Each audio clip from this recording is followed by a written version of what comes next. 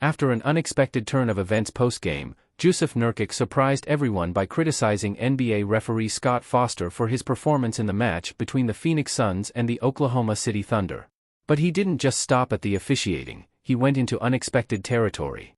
Nurkic pointed out Chris Paul's absence from the Suns lineup, suggesting that Foster seemed oblivious to this crucial detail. 6 of them were probably offensive fouls, moving screens, Nurkic remarked, highlighting the disconnect. The tension between Paul and Foster is not new, with a history of disagreements over the years. Despite Paul breaking a losing streak against Foster in a previous playoff game, their relationship remains strained, with personal animosities lingering. Going back to Nurkic's criticism, the Bosnian player's frustration stemmed from what he perceived as unfair calls against the Suns during the game, despite their loss to the Thunder. However, beyond the on-court drama, a broader narrative unfolds about the disappointing season of the Suns. Despite high expectations placed on acquisitions like Bradley Beal, the team has failed to meet expectations. Injuries and lackluster performances have plagued their campaign, leaving fans and analysts disillusioned. Currently positioned 7th in the West, the Suns face a tough battle with the toughest remaining schedule in the league. The prospect of missing out on the NBA play-in tournament looms, reflecting a downward spiral from preseason aspirations. Even if they secure a playoff spot, doubts persist about their postseason potential. With glaring issues in fourth-quarter play, their chances of a deep playoff run seem slim, painting a bleak picture for the once promising Suns. Paul and Foster have, of course, butted heads for years at this point, and there is no love lost between the two.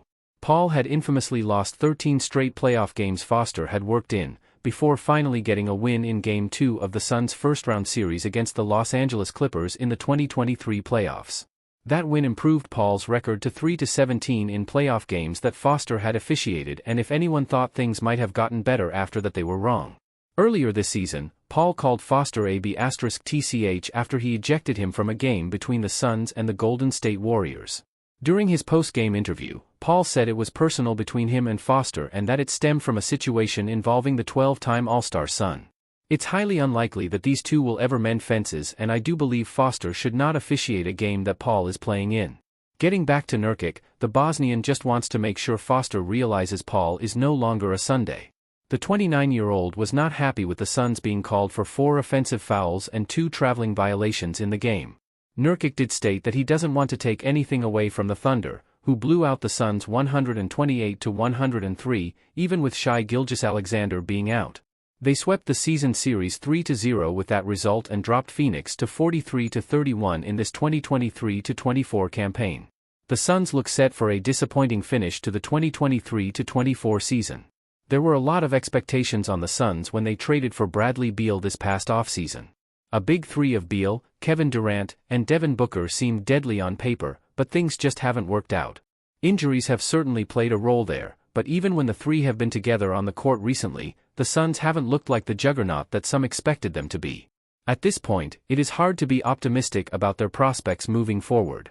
The Suns are currently 7th in the West and have the hardest remaining schedule in the NBA. The chances of them avoiding the NBA play-in tournament are slim, and I don't think anyone would be surprised to see them even finish down at 9th. Even if they navigate through the tournament and make the playoffs, this team's ceiling for me is the second round. The biggest issue for the Suns this season has been their fourth-quarter execution. They have an offensive rating of 104.3 in the fourth quarter and a net rating of -14.3 in the period, with both being the worst marks in the league. That's a recipe for disaster in the playoffs, and I fully expect the Suns to bow out in disappointing fashion.